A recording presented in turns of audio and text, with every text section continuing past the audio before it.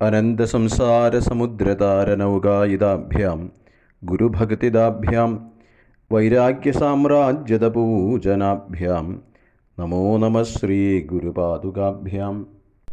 അഗജാനനപത്മാർക്കം ഗജാനനമഹർനിശം അനേകദന്തം ഭക്താനാമേകദന്തമുപാസ്മഹേ.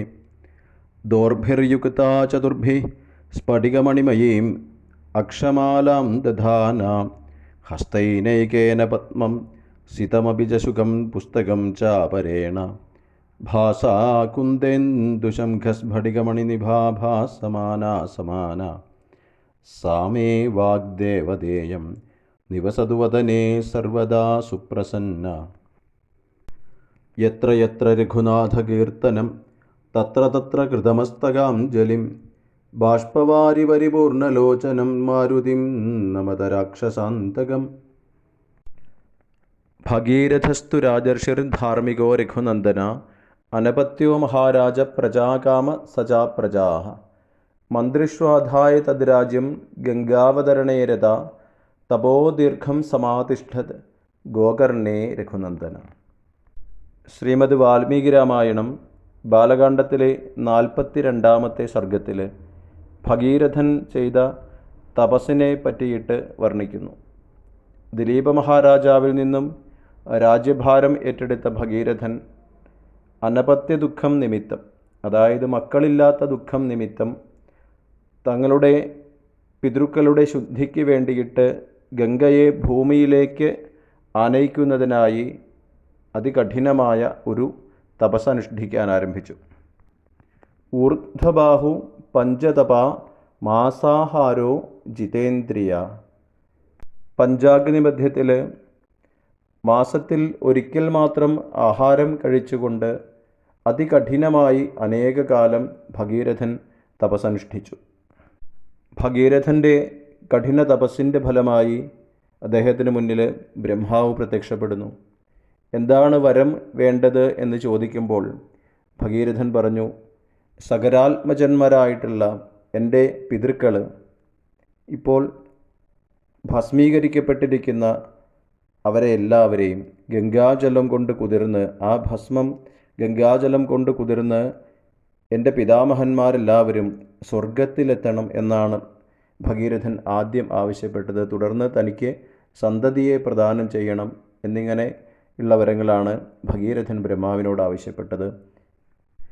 ഏവം ഭവതു ഭദ്രം തേ ഇക്ഷ്വാകുകുലവർദ്ധന എന്ന് ബ്രഹ്മാവ് ഭഗീരഥനെ അനുഗ്രഹിച്ചു. പക്ഷേ ഹിമവൽ പുത്രിമാരിൽ ജ്യേഷ്ഠയായിട്ടുള്ള ഗംഗയെ താഴേക്ക് പതിക്കുമ്പോൾ താങ്ങുവാനായിട്ട് മഹാദേവനല്ലാതെ മറ്റൊരാൾക്ക് സാധിക്കില്ല. അതുകൊണ്ട് മഹാദേവനെ തപസ് ചെയ്യൂ എന്നാണ് ബ്രഹ്മാവിൻ്റെ ഉപദേശം. തുടർന്ന് ഗംഗയോടും വരത്തിനനുകൂലമായി പ്രവർത്തിക്കാനുള്ള നിർദ്ദേശങ്ങൾ കൊടുത്താണ് ബ്രഹ്മാവ് പറയുന്നത്. ഭഗീരഥൻ തൻ്റെ തപസ് തുടരുന്നു. 1 വർഷക്കാലത്തെ കഠിന തപസ്സിനു ശേഷം ഭഗീരഥന് മുന്നിൽ മഹാദേവൻ പ്രത്യക്ഷപ്പെട്ടു. താൻ ഗംഗയെ ശിരസിൽ വഹിച്ചുകൊള്ളാമെന്ന് ഭഗീരഥന് അനുഗ്രഹം കൊടുക്കുന്നു മഹാദേവൻ. വിശാമ്യഹം ഹി പാതാളം സ്രോതസാ ഗുഹ്യശങ്കരം എന്ന ഭാവത്തിൽ, അതായത് ഞാൻ ശങ്കരനെ വഹിച്ചുകൊണ്ട് പാതാളം വരെ ഒഴുകും എന്ന അഹങ്കാരത്തോടുകൂടി വന്ന ഗംഗയെ ഭഗവാൻ തൻ്റെ ജടയിൽ തന്നെ ശേഖരിച്ചു വയ്ക്കുന്നു. വീണ്ടും ഭഗീരഥൻ തപസ്സു ചെയ്ത് മഹാദേവനെ പ്രസാദിപ്പിച്ചാണ് ജടയിൽ നിന്നും ഗംഗയെ മോചിപ്പിക്കുന്നത്. ബിന്ദു സരസിലേക്ക് എത്തിച്ചേർന്ന ഗംഗ അവിടെ നിന്നും 7 വഴികളായി ഒഴുകാൻ ആരംഭിക്കുന്നു. ഹ്ലാദിനി, പാവനി, നളിനി എന്നിങ്ങനെ 3 കൈവഴികൾ കിഴക്ക് ഭാഗത്തേക്ക് ഒഴുകുന്നു.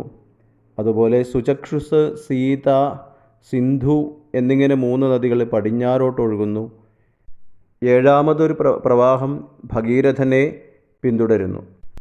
അതിമനോഹരവും പാവനവുമായ ഗംഗാപ്രവാഹം ഭഗീരഥനെ പിന്തുടരുന്ന യജ്ഞത്തിൽ ഏർപ്പെട്ടിട്ടുണ്ടായിരുന്ന ജഹ്നു മഹർഷിയുടെ യജ്ഞവാടത്തിലേക്ക് പ്രവേശിച്ചു.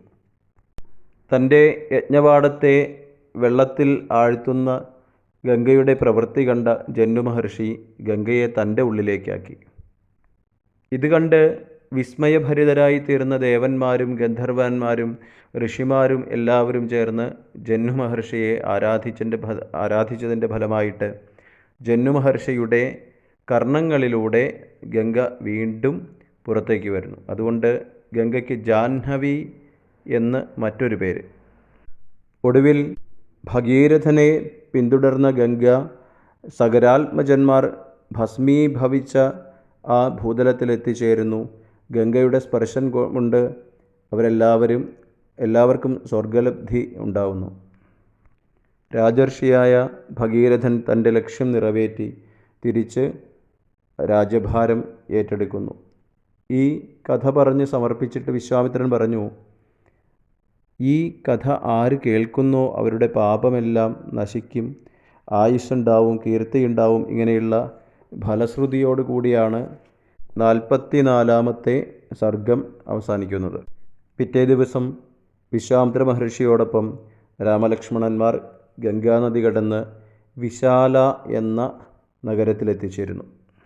വിശാലയിലെ രാജവംശത്തെക്കുറിച്ചുള്ള ശ്രീരാമൻ്റെ ചോദ്യത്തിന് മറുപടിയായി വിശ്വാമിത്ര മഹർഷി അമൃതമഥനത്തിൻ്റെയും തുടർന്ന് ദേവാസുരന്മാർ തമ്മിലുള്ള യുദ്ധത്തിൻ്റെയും ഒടുവിൽ ദേവന്മാരുടെ വിജയത്തിൻ്റെയും കഥ പറഞ്ഞു കൊടുത്തുകൊണ്ടാണ് വാൽമീകി രാമായണത്തിലെ ബാലകാണ്ഡത്തിലെ 45-ാം സർഗം അവസാനിക്കുന്നത്.